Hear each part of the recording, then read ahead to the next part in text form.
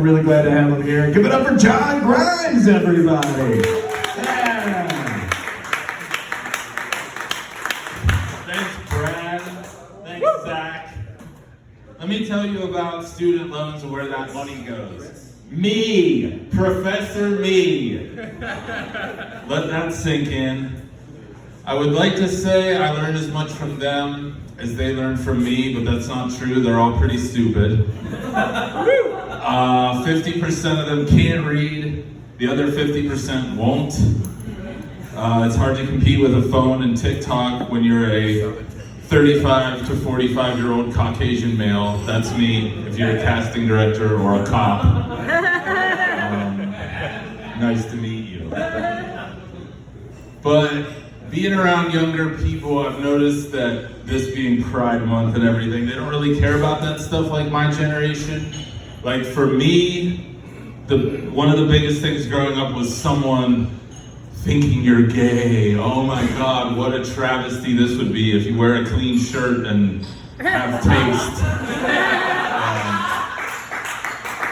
You're gay, bro. Are you gay, bro? What are you, gay, bro? It's like, I'm sorry I showered 4 times this week. I'll put dust on my Carhartt next time.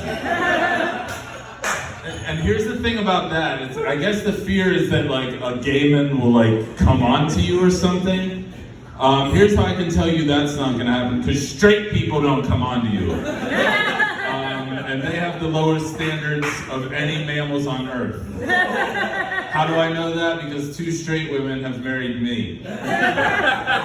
Nobody gay wants you, nobody straight wants you. The bottom line, nobody wants you. Just remind yourself that. You're probably not gay. Or maybe you are, and that's great. I hate summer. I hate it a lot. I feel like it's like, you know how every friend group has the shitty friend that you kind of only hang out with when you need a ride or something? I feel like that's summer. It's so oppressive. You get sick of it after like 2 days. It's always wet for some reason. Not my favorite season. Even though I'm a Yankee and I came down here for the heat. It's not a dry heat. It's like a wet person heat. I don't love it. I recently had to end a rendezvous with a female friend, because she texted with green bubbles. And I can only tolerate a certain level of bullshit from somebody hitting me with fucking green bubbles. You're beneath us. I'm sorry to tell you, green bubbles don't matter. I see color and it's green and it's shit. Get a fucking iPhone. You can get like an old one, renewed, Amazon official, for like half the price. Unlocked. Fuck your green bubble, bitch. Not gonna take it. I will not be disrespected by an Android user. I was recently in the hospital for a really long time. 45 days, that's how I got this scar. It was not a suicide attempt. Although I still got one good arm. What I learned in the hospital was that nobody really cares the answer to the question, how you're doing. You would think of all places, like, I get it at work, I get it in here, how you doing, blah, blah, blah, nobody gives a fuck, friend. But in the hospital, you start to answer them like it matters, and you find out quickly that it doesn't.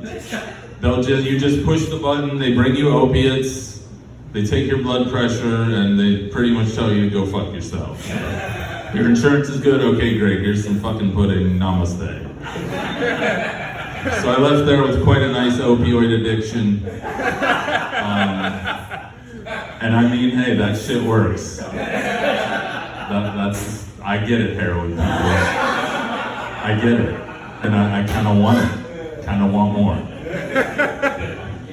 So, at my age, when you're dating or fucking, you meet people who have kids. And that's fine, I guess. It comes with the territory. But every now and then you meet one of these little people, and you realize right away that everything their parents have told them is a lie. Like, if you're nice to people, they'll be nice to you. And you can be anything you want to be if you just work really hard. And There's like a guy in the sky who gets really mad if you jerk off or steal from the store.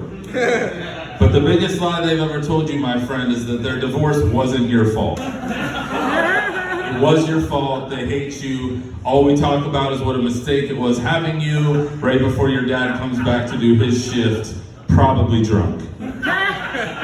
I'm John Grimes. That's my time. Thank you.